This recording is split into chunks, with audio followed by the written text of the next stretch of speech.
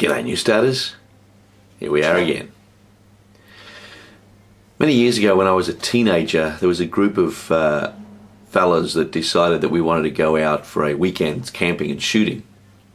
And we prepared for it for quite some time and got the vehicles together that we needed to go. And we planned and dreamed and thought about all the things that we would do. We didn't know anybody in the area. One of the guys had the friend of a friend that had said that it was possible to use his property.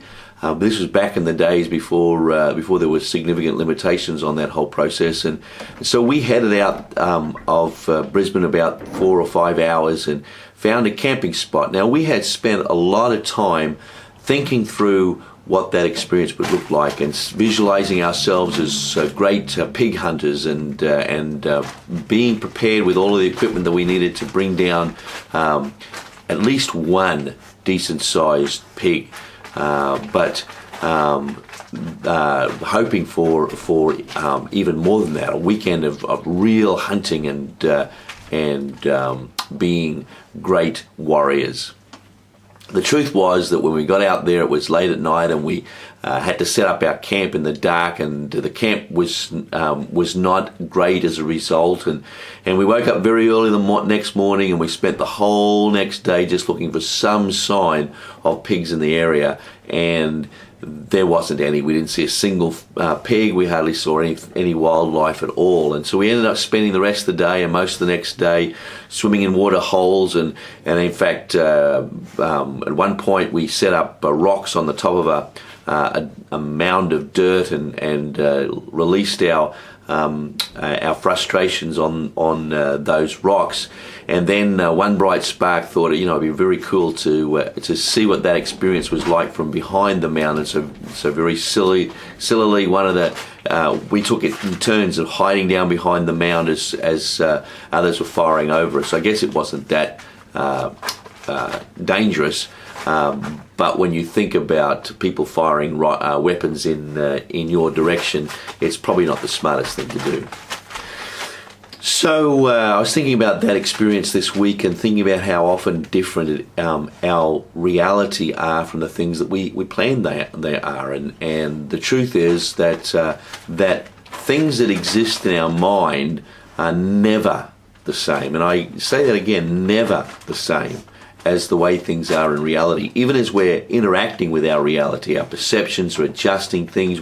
God has given us this incredible ability to be able to perceive things and understand things relatively quickly. So our minds put pieces of information together and make conclusions about things. And it's the reason we can look at something and so often misunderstand what we're looking at, and then after a while of looking at it, begin to see what things really are. Because our mind is always evaluating what we're seeing and what we're experiencing and put them together.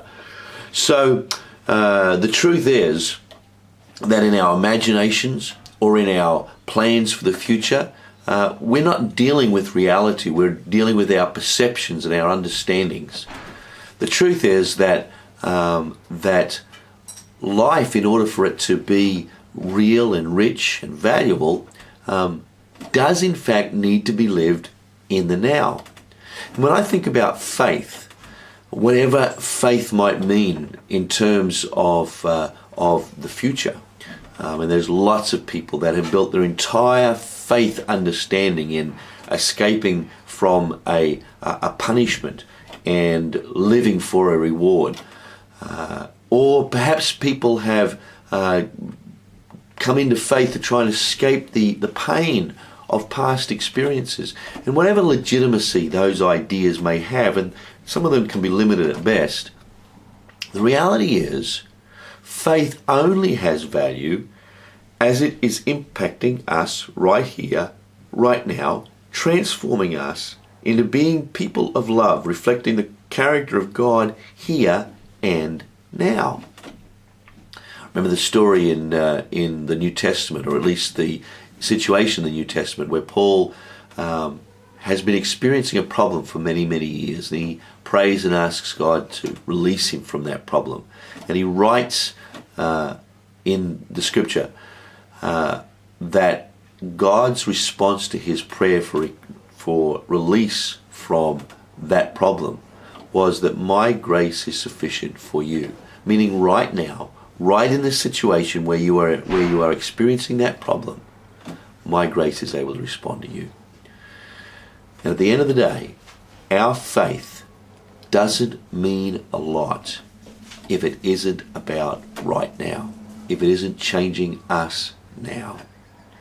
And so in this week that is before us, my challenge to you, and it's a challenge to me too, is to live in the now, not worry about the future, not allow my fears to impact my present, not allow my concerns of the past to overwhelm me, but live now and allow love to transform me into the being that I'm supposed to be right now. Have a good week.